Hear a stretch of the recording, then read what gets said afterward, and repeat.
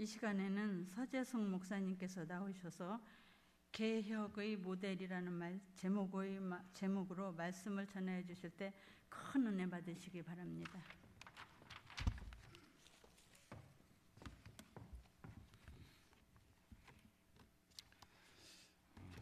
기도드리겠습니다. 사랑해 주님 감사합니다. 아버지, 오늘도 이 시간 우리가 하나님의 전에 나와서 하나님 예배드리며 하나님 앞에 나올 수 있게 하시니 감사드립니다. 아버지, 우리가 신령과 진정으로 하나님께 예배드릴 수 있는 저희 모두가 될 수 있도록 인도하여 주시옵소서. 오늘 이 시간 주님께서 온전히 함께 하시고 말씀을 통해서 주님을 더욱더 깊이 알아가는 귀한 은혜의 시간들 될 수 있도록 역사하여 주시옵소서. 감사드리며 살아계신 예수 그리스도의 받들어 기도드렸습니다. 아멘. 오늘도 예배의 삶을 살기로 결단하며 이 자리에 나오신 여러분을 주님의 이름으로 환영하고 축복합니다. 권사님들 찬양 들으니까 하나님께서 정말 기뻐하시겠다는 생각이 들었습니다. 하나님께서 영광 받으실 줄 믿습니다. 오늘은 에스라스를 통해서 하나님의 말씀을 나누고자 합니다. 저도 가끔 에스라스를 찾을 때 에로 찾을 때가 있는데 방송실에서 에로 잘못 찾았던 것 같아요. 에스라스는 스로 시작됩니다. 스로, 이게 약자가 스로 시작되니까 성경 찾을 때 스자를 찾으시기 바랍니다. 제가 발음이 안 좋나요? 서자, 스자, 제가 발음이 참 조심스러운데 잘 찾으시기 바랍니다. 오늘 읽지는 않았지만 1절을 보면 에스라라 하는 자가 있으니라 이렇게 말씀으로 시작하는데, 이 에스라라는 인물로 설명하는 것부터 시작해보고자 합니다. 에스라를 선지자라고도 부르기도 합니다. 이 유대인들의 그런 책에 의하면 이스라엘에서는 포로 이후에 동네마다 회당이 세워졌습니다. 즉 성전은 예루살렘 한 곳에만 있었고 각 동네마다 회당이 존재하였던 것입니다. 그리고 안식일이면 동네 회당에서 안식일을 지켰는데, 에스라는 이 회당을 총괄하는 대회당을 창설하였고 또한 대회당장이었다는 그러한 설이 있습니다. 그리고 1절에서 5절까지의 말씀에서 알 수 있듯이 이 에스라는 첫 대제사장이었던 아론의 16대 손이었으므로 이 에스라는 자동적으로 대제사장의 그런 직분을 감당하게 되었습니다. 또한 본문에서 알 수 있듯이 율법을 얼마나 많이 연구하고 또 연구하였으면 이 율법에 관해서는 완전한 학자라고 이야기합니다. 바벨론에서의 귀향은 이루어졌지만 모두 함께 돌아오지는 못했습니다. 먼저 1차로 귀환한 백성들은 예루살렘 성전을 세웠고 2차로 귀환한 백성들은 예루살렘 성을 쌓았는데, 이 에스라는 두 번째로 돌아온 무리 중에 있었습니다. 돌아온 후에 그는 백성들에게 하나님의 율법을 가르치고 회개의 운동을 일으켜서 이방인과 혼인한 그런 관계들을 다 정리하도록 합니다. 오늘 이 본문을 통해서, 이 에스라를 통해서 개혁의 모델이 무엇인가를 한번 생각해보는 그런 시간을 갖도록 하겠습니다. 먼저 본문, 오늘 읽지는 않았지만 1절에서 5절의 말씀처럼 그는 대제사장의 16대 손이라는 것을 알 수 있습니다. 대제사장 아론이라고 하게 되면 모세의 형제로서 출애굽을 함께 이끌었던 그런 대제사장이었습니다. 이런 대제사장 아론의 16대 손이었고 또한 사독이라고 하는 유명한 제사장의 5대 손이라고 합니다.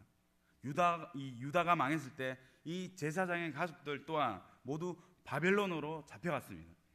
이런 중에서 살아남은 이 에스라는 성전이 없어서 하나님께 제사 드리는 그런 제사장의 직분을 감당하지는 못했지만 이 제사장의 직분을 그대로 간직하고 내려왔던 것 같습니다. 그는 율법을 열심히 연구해서 백성들에게 가르쳤습니다. 말씀에 따르면 율법에 관해서는 이 에스라를 따를 자가 없을 정도로 뛰어났다고 합니다.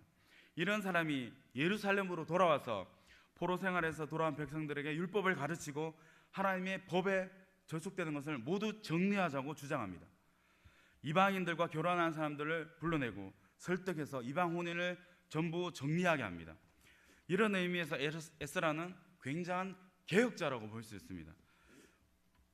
오늘 살아가고 있는 우리는 많은 개혁을 요구하는 그런 시대에 살아가고 있습니다. 그런데 이 에스라야말로 진정으로 신앙개혁, 종교개혁, 그런 생활개혁을 이룩한, 그리고 그 개혁을 성공한 사람이라고 볼 수 있는 것입니다. 근데 그가 이러한 결과를 낼 수 있었던 것은 에스라가 바로 믿음의 뿌리가 깊었기 때문입니다. 믿음의 뿌리 위에 많은 성장을 보일 수 있다는 것을 손수 실천하고 보여줬던 사람이 바로 이 에스라인 것입니다.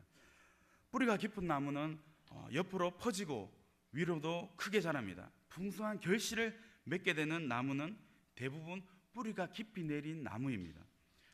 반면 뿌리가 얕은 나무는 크게 성장하지 못합니다. 많은 양분을 충분하게 흡수하지 못하기 때문에 성장하는데도 한계가 있습니다. 또한 뿌리가 깊은 나무는 아무리 비바람이 몰아쳐도 절대로 쓰러지지 않습니다. 그런데 뿌리가 얕거나 혹은 뿌리가 옆으로만 뻗었다면 쉽게 넘어지는 것입니다. 우리 믿음 생활에서도 뿌리가 깊어야 합니다.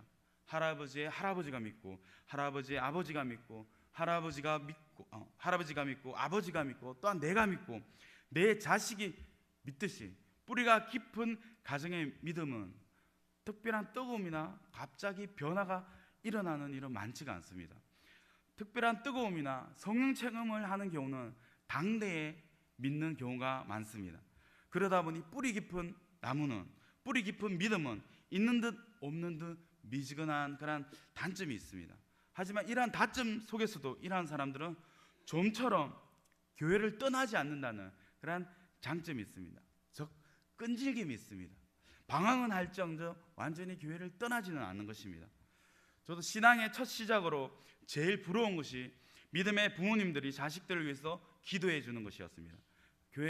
고등학교 때 교회에 기도하러 오면 친구의 부모님들이 그 친구의 이름을 불러가며 기도하는 모습이 얼마나 부러웠는지 모릅니다.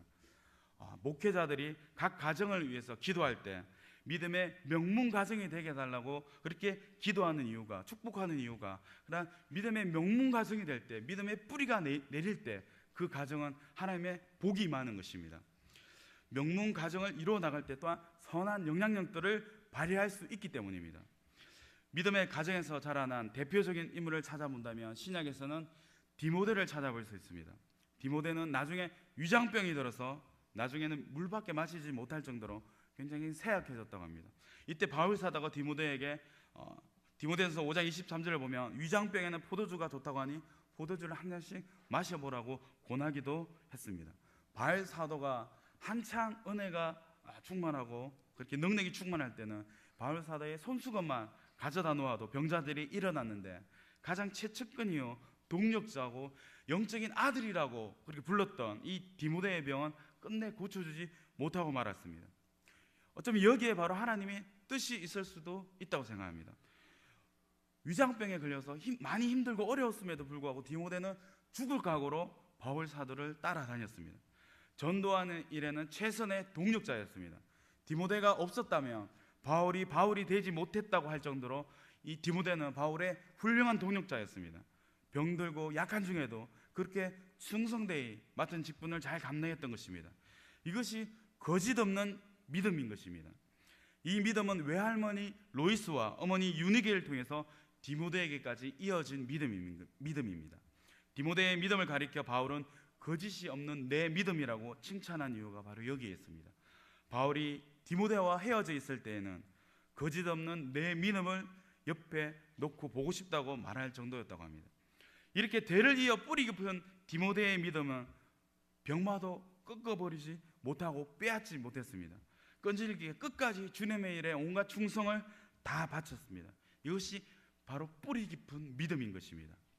우리들이 이 세상을 살아가는 동안에 좋은 일만 있는 것이 아닙니다. 복된 일도 있는 반면에 고난도 반드시라고 해도 좋을 정도로 반드시 따라오는 것입니다.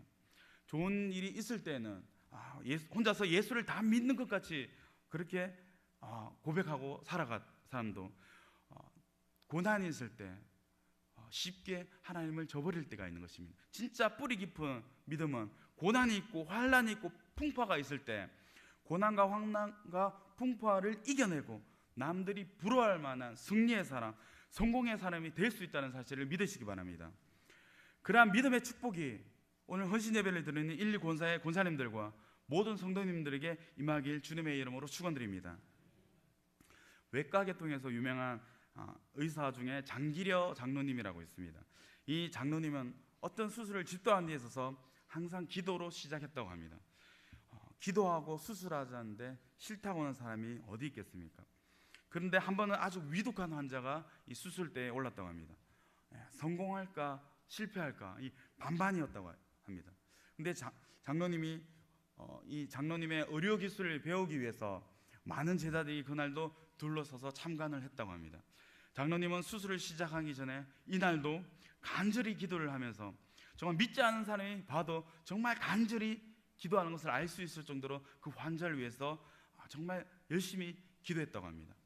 그리고 몇 시간을 땀 흘려 정말 수술하는데 여러 학생들이 그것을 지켜보고 배웠다고 합니다. 어렵고 힘들다고 했던, 정말 성공 가능성이 희박하다고 했던 그 수술이 무사히 끝나고 환자는 회복의 길에 들어서게 되었습니다. 이때 이 제자들 중에 이 수술을 지켜보았던 그러한 한 학생이 이 장로님에게 이렇게 물었다고 합니다. 박사님, 수술에 성공하고 이 사람이 살아나는 것이 기도 때문입니까? 아니면 박사님의 의실 때문입니까? 라고 물었을 때 기도를 통해 받는 하나님의 도우심이 50%이고 우리가 하는 노력이 50%다고 이렇게 대답했다고 합니다. 저는 이 말에 동감합니다. 그 사람의 병 나은 결과가 전적으로 기도에 있다면 의술이 무슨 소용이 있겠습니까? 또 의술로, 그 의료 기술로 사람을 죽이고 살린다면 하나님이 무슨 필요가 있겠습니까? 그런데 다른 사람들이 하지 못하겠다고 하는 수술도 이 박사님이, 이 장로님이 간절히 기도한 후에 수술했을 때, 그리고 최선을 다했을 때 죽어가는 사람이 살아나는 그런 역사가 일어난 것입니다. 노력이 50%라고 이 장로님은 고백한 것입니다. 자기가 할 일은 하지 않고 하나님께 100% 해달라고 이렇게 구하면 안 되는 것입니다. 그것은 온전한 믿음이 아닌 것입니다. 내가 할 수 있는 일, 자기가 할 수 있는 일을 최선을 다해서 다 하고 이제는 하나님께서 일하실 차례입니다 라고 하나님께 맡기고 기도해야 하는 것입니다. 아무런 노력 없이 하나님께만 전적으로 맡기고 하나님께 전적으로 맡긴다는 것은 어떻게 보면 정말 좋은 믿음이라고 보여질 수도 있지만, 때로는 그것이 하나님을 기만하고 일이 잘못되었을 때 하나님을 원망하는 그런 핑계거리가 될 수도 있는 것입니다. 자신이 감당해야 할, 자신의 십자가를 지고 자신의 일들을 충분히 감당해야 하는 것입니다. 이럴 때 하나님의 도우심이 나타나면서 되지 않은 일도 되게 되고 죽어가는 사람이 살아나는 그러한 역사가 일어나게 되는 것입니다. 이러한 역사도 분명한 신유의 역사인 것입니다. 기도에서 즉각적으로 낫게 되는 것도 신유지만 하나님의 도움과 더불어 의사를 통해서 또한 낫게 되는 것도 신유의 하나님이 돕고 계시고 역사하고 계시다는 사실을 믿으시기 바랍니다. 본문 6절을 한번 보겠습니다. 본문 6절을 띄워주십시오. 이 에스라가 바벨론에서 올라왔으니 그는 이스라엘의 하나님 여호와께서 주신 모세의 율법에 익숙한 학자로서 그의 하나님 여호와의 도우심을 입음으로 왕에게 구하는 것은 다 받는 자이더니. 아멘. 에스라가 하나님의 도우심을 받아서 이 왕에게, 아닥사스다 왕에게 필요한 것을 말하면 다 받았다고 합니다. 하나님께서 아닥사스다 왕을 통해서 에스라가 구하는 것은 다 주었다는 것입니다. 왕의 도움 이전에 하나님의 도우심이 있다는 것을 우리가 알 수 있는 것입니다. 하나님의 선한 손의 도우심을 이 에스라는 먼저 받았던 것입니다. 또한 9절에 보면, 9절 띄워주세요. 첫째 달 초하루에 바벨론에서 길을 떠났고 하나님의 선한 손의 도우심을 입어 다섯째 달 초하루에 예루살렘에 이르니라. 이렇게 이야기하고 있습니다. 정월 초하루에 떠나서 5월 초하루에 예루살렘에 도착했습니다. 바벨론에서 예루살렘까지 돌아오는 길이 4개월이라는 시간이 걸렸다는 것을 우리가 이 말씀을 통해서 알 수 있습니다. 그것도 혼자 오는 여행길이 아니라 2,000명에 가까운 큰 무리가 함께 이동하는 그러한 무리였습니다. 또한 무장되어 있지도 않았습니다. 오는 길에 이스라엘 대적들도 많았을 것입니다. 그러나 대적들의 괴롭힘이 전혀 없었다는 것입니다. 4개월 동안의 긴 여행을 끝내고 무사히 예루살렘에 도착했다는 것입니다. 성경에 기록되어 있지 않다는 것은 그 시간 동안에 평탄했다는 것을 의미하는 것입니다. 무장되어 있지도 않았고 대적들이 즐비한 이스라엘 무리를 공격하지도 않았고 4개월의 긴 시간 동안 무사히 바벨론에서 예루살렘까지 도착했다는 것입니다. 이 여정의 처음과 끝이 모두 하나님의 도우심을 받았기에 가능한 일이었습니다. 이 여정을 함께하는 분이 하나님이라는 것과 에스라가 하나님의 도우심을 받은 사람이라는 것을 우리가 이 말씀을 통해서 알 수 있는 것입니다. 또한 성경에서 다윗이 압살롬의 난을 피해서 도망했을 때 이 요단강 건너편까지 쫓겨났다고 이야기합니다. 그 땅이 바로 마하나임입니다. 이곳에서 소비와 마길, 바실레라는 큰 갑부 셋을 만났습니다. 이 사람들이 힘을 다하여 다윗을 아무 조건 없이 도왔다고 합니다. 다윗이 압살롬의 난을 진정시키고 예루살렘으로 돌아가면 우리가 어떤 대가를 받을 수 있을까? 우리가 무엇이라도 받지 않겠는가? 이런 생각을 전혀 하지 않고 이 세 명의 사람들은 이 다윗을 도왔다고 기록되어 있습니다. 어떤 의미에서는 그들이 다윗을 도왔다는 것은 매우 큰 위험을 자처한 것입니다. 압살롬이 난을 일으켜서 예루살렘을 다 점령하고 요단강까지 쫓아왔는데 이 요단강 건너편으로 쫓겨난 이 다윗과 그 무리들이 도대체 얼마나 되었겠습니까? 다시 이 왕권을 회복하고 예루살렘으로 돌아갈 수 있는 그러한 기대가 이 다윗에게 있었겠습니까?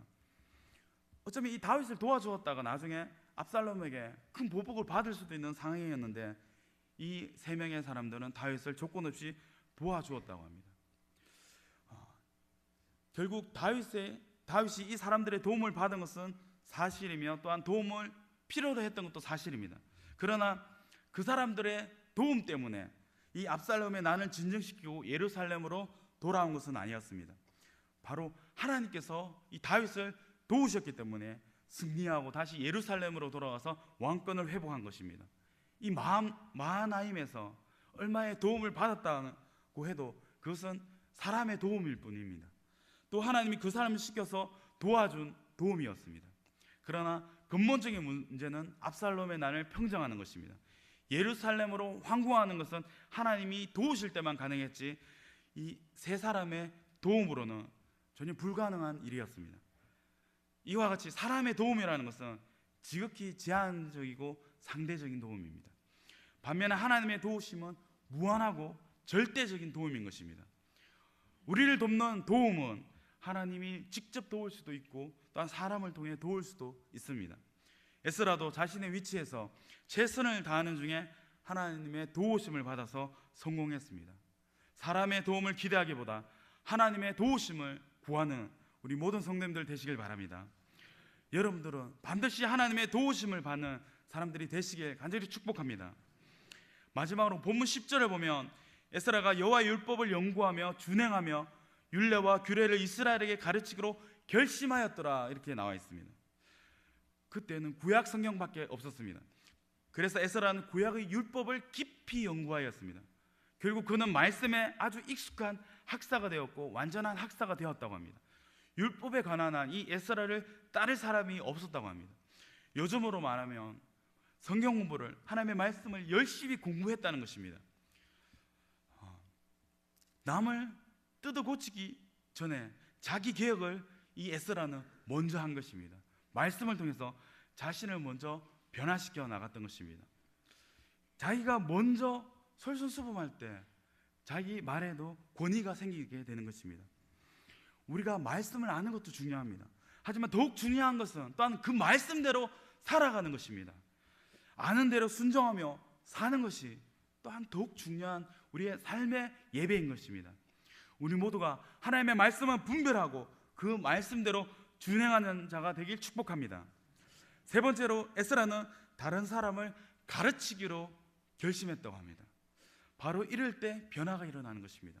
백성이 깨우치고 법을 지키게 되는 것입니다. 우리나라가 이렇게 잘 살게 된 이유 중에 하나가 뭐라고 생각하십니까? 저는 바로 계몽운동 때문이라고 생각합니다. 가르치고 깨우쳐서 그 가르침대로 살기 위해서 발부둥 치다 보니까 지금 이렇게 성장한 나라에 살고 있는 것입니다. 여러분 중국이나 동남아시아의 그런 나라들을 가보면 정말 무질서한 것을 볼 수 있습니다. 쓰레기나 오물들이 길가에 마구잡이로 버려져 있는 것을 볼 수 있습니다. 우리가 가면 정말 눈살이 찌푸려지는 모습들이 하나둘이 아닙니다. 그런데 그들은 당연한 듯이 살아갑니다. 알지 못하기 때문입니다. 깨닫지 못하기 때문입니다. 그들의 의식이 깨어있지 못하기 때문입니다. 그래서 에스라는 이스라엘 사람들에게 율법을 가르치고 자신이 그 율법을 철저히 지키면서 이방인들과 혼인한 사람들을 전부 정리하고 사회를 완전히 뒤바꾸어 놓습니다.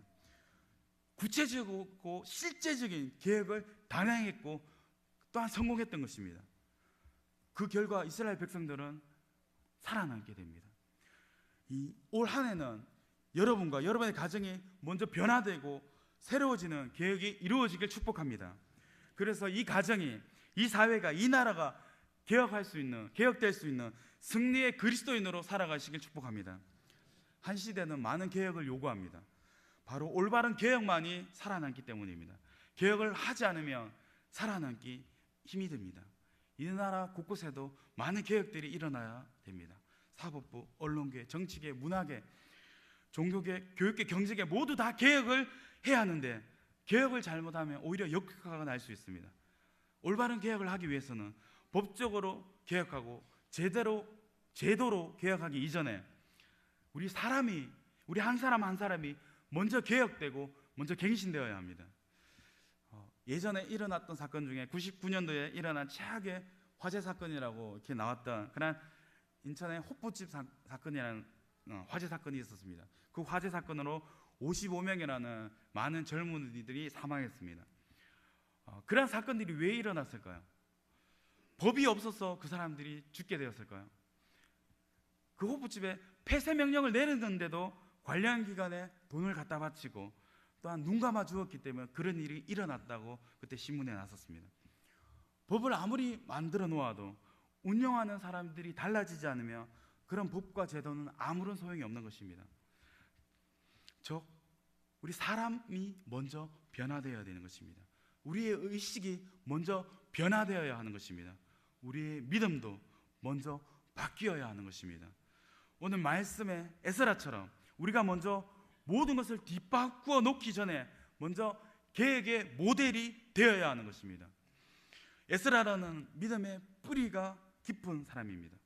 이 사람이 이 포로 생활의 쓰라린 고난도 그 뿌리 깊은 신앙을 꺾지 못했습니다. 오히려 무수한 역경 중에서도 믿음의 깊은 뿌리를 더욱 깊이 내렸습니다.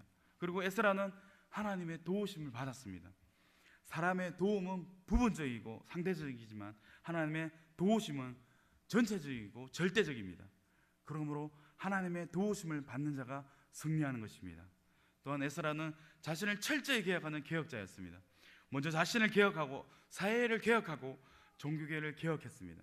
그래서 하나님의 백성은 그 혼탁한 와중에도 살아남을 수 있었던 것입니다. 오늘 살아가는 우리에게도 개혁만이 살 길입니다. 에스라의 삶을 모델로 해서 자신의 삶을 개혁해서 승리하는 그리스도인이 되기를 바랍니다. 우리 부요중앙교회 모든 성도님들이 에스라의 모습처럼 이 부요 땅과 이 나라를 개혁하고 변화시켜 나가는 그런 비전을 가지고 그 비전을 이루어 나가기를 주님의 이름으로 간절히 축원드립니다. 기도드리겠습니다. 사랑해 주님 감사합니다. 하나님 오늘 에스라의 모습을 통해서 아버지 우리 자신을 먼저 개혁하고 변화시켜야 됨을 아버지 바라보았습니다. 하나님 우리가 다른 사람을 탓하기 이전에 우리 스스로를 먼저 개혁하며 아버지 선한 영향들을 끼칠 수 있는 뿌리 깊은 나무와 같은 그러한 저희 모두가 될 수 있도록 인도하여 주시옵소서. 말씀을 통해서 우리를 변화시켜 주시고 아버지 그 말씀을 준행하는 자로서 또한 그 배우고 익혔던 그 말씀을 가르치는 자로서 우리 스스로를 변화시키고 하나님 앞으로 나아갈 수 있는 저희 교회 모든 성도님들이 될 수 있도록 인도하여 주시옵소서. 주님께서 온전히 지키시고 함께하여 주실 줄 믿사오며 살아계신 예수 그리스도의 받들어 간절히 기도드렸습니다.